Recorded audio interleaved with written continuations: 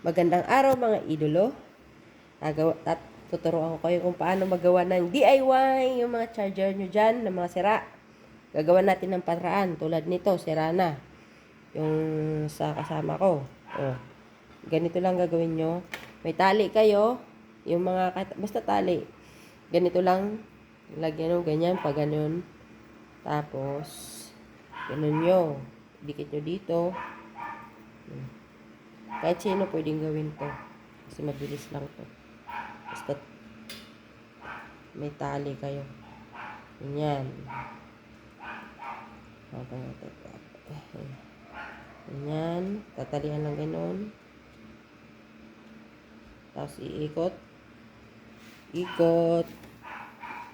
Ikot. Ikot. Dapat hanggang dito sa dulo para matibay. Dito sa dulo ka mo yung mag-uumpisa. Kasi yun ang pinaka parang poste. Kasi pag doon kayo mag-umpisa sa may sira, ay baka maputol lalo. Ganyan lang. May magic to mamaya. Yung may sira. Lagyan natin ganyan para tumibay. Ganyan. Kahit sino, kahit bata, pwedeng gawin to. Kahit bata. Kahit bata, pwedeng gawin to. Ikot-ikot lang. May mga sirang wire dyan. Yung gagawin nyo. Tapos yan.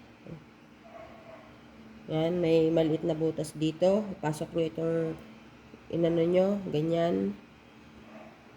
Ganyan. Tapos hilain nyo itong nasa dulo.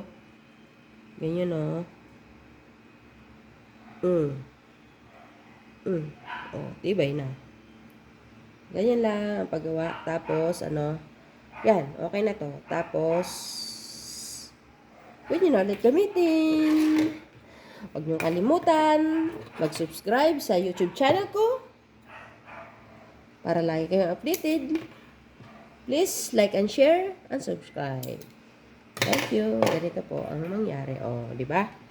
Okay na. Kaysa naka-step, scotch tape, ganito na lang. Okay, thank you.